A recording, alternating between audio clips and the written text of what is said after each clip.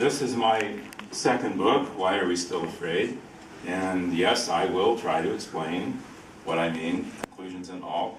The book is part autobiography, it's part history, but most of all, it's a look at who we are and who we were and where we are today. That said, some members of my family really wanted me to write it differently. I suppose it's because that my wife, for example, for the last 30-some years has had the benefit of my oral dissertations on politics and society and current events, which she calls going on and on and on. And so I think this is, that's probably going to be number 3. I'm going to describe, first of all, how it works. It is made up of something in the order of 40 chapters. The chapters are divided into different sections, chronologically usually. You might, in a typical chapter, I'll read parts of one later, you'll see an article that deals with the 70s, and then you'll see an essay by me that was written now, then another one perhaps of the 90s, and then another one from today. Articles that have been published in some place or another. Most of the early ones were published in the Fort Wayne, Indiana Journal-Gazette, where I started working when I was 12, delivering the paper, getting up at 4 o'clock every morning, 7 days a week, and I could have gotten up at 4:30, but I had to read it first. Journalist. So here are the main premises behind the book. Israel was weak but arrogant in the 70s. Israel is strong but frightened today. The 1973 Yom Kippur War traumatized the people. Most recent trauma seem just as serious, but they're not. Israel today faces no existential threats. Now let me say that again the way a radio broadcaster would say that. Israel today faces no existential threats. Threats, sure, not existential. Anti-Israel groups like BDS make a lot of noise, but do little actual harm. Yet, Israelis keep voting on security. But the real issues facing us today are domestic. Now, in the very brief 3.5 hours I have today, I won't be able to read the whole book. It's, as you can see, a pretty hefty doorstop. But I'll try to give you some idea of how I came to this conclusion and where it goes. Let's start with a few excerpts from chapter 1. The first section is called Conflict. The second is Society. The third is People. And the fourth is Media. I hope we'll have time to get through all 4 of them briefly, as I said. Here's an article that starts the first chapter of the book. It was written in 1975. It's a boy. This was the moment we had been waiting for. I'd been trying to imagine what it would feel like when the nurse would pop her head out of the delivery room and say, "It's a..." How would I react? It was as I feared. Those mixed feelings, those terribly mixed feelings overwhelmed me. I just stood there mute, maybe with a little smile. The nurse didn't react. I don't suppose I'm the only one. A friend of mine had a son once. His picture is on my friend's desk. It's a handsome, wholesome face, topped with a billed cap over his army uniform. It's always like that. I never knew the boy, but I can just imagine the joy he brought to his father and the horrible gap that is left now that he's gone, a victim of the Yom Kippur War. I wonder how his father felt when he was born. Then there's the happiness. A firstborn son. Soon we'll be playing football in the yard. He'll be watching me fix things around the house. Maybe he'll even have a knack for it. Better than his amateur father. Then he'll be 18, and he'll put on his army uniform. But it doesn't start then, and it's not just boys. Last month they killed 6 teenagers, the terrorists. They had lived through 2 wars as youngsters, probably did volunteer work in the last one, and then they were gone. fallen victim to a terrorist bomb in downtown Jerusalem. You have to ask yourself, what business do you have bringing a child into a world of hate like this? But it has to be worth it. There are so many here who don't have any place else to go. Israel must exist for them, and our son, like us, must do whatever he can to make it a better place.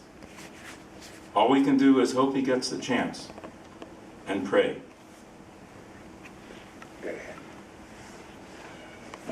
The next part of chapter 1 has a date of 2006 on it.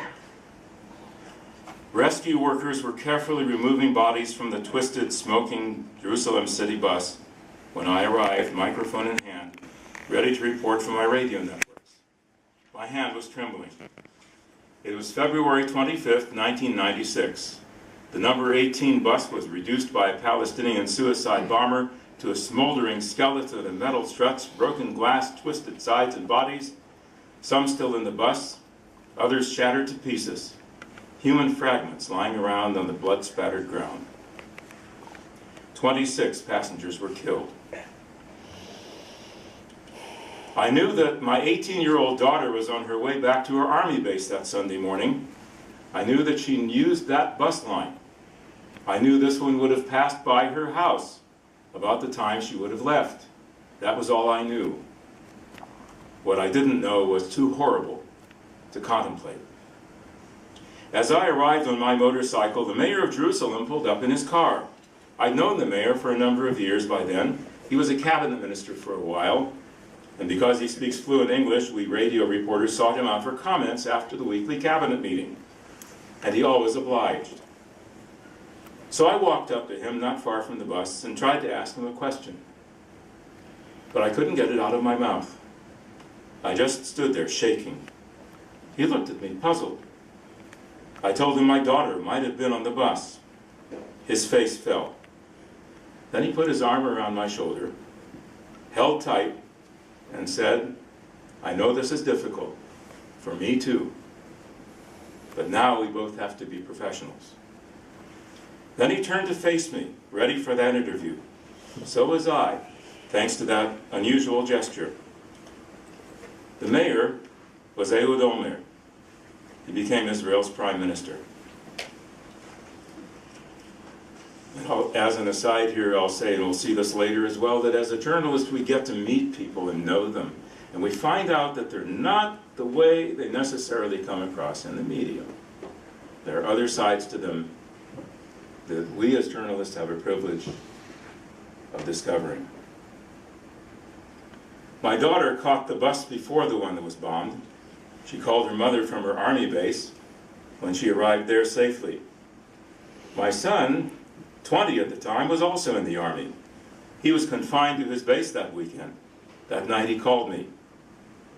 "That was my bus," he said. I recognized the driver from the TV report. The next weekend, my daughter was on duty at her army base, and a Palestinian suicide bomber blew up another number 18 bus, killing 19 people. That was her bus. Weekend duty saved her, and me.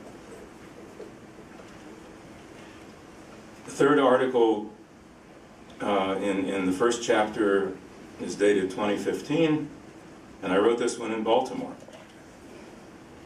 "This is the worst situation Israel has faced in decades," said a worried and angry friend, repeating an assessment he'd heard. That was a few hours after I arrived in Baltimore from the front in Israel, where Palestinians assaulted dozens of Israelis, mostly in knife attacks over the several weeks before that. Let's be clear. This is far from the worst wave of violence Israel's had to deal with, even in this century. It's not a third intifada. It's not a threat to the existence of the Jewish state. Perspective. Since 1987, there have been 2 bloody Palestinian intifada uprisings, a Gulf War that involved Israel, a war in Lebanon, and 2 in Gaza. Thousands of rockets fell in Israel. So let's examine that third intifada image. References to the past are the standard human way of dealing with troubling issues in the present. That said, a wave of stabbing attacks amounts to much, much less than the 2 Palestinian uprisings. As of now, about 35 Israelis and 200 Palestinians have been killed in a wave of violence and centered mostly on Jerusalem. A few days before flying to the US, I was on an Israeli TV news program talking about media coverage, and the 2 anchors did what I've done so often that my wife covers her ears. Don't you? They compared the death toll from the terrorist attacks to the death toll on Israel's highways during the same period. At that time, it was terrorists 12, highways 19.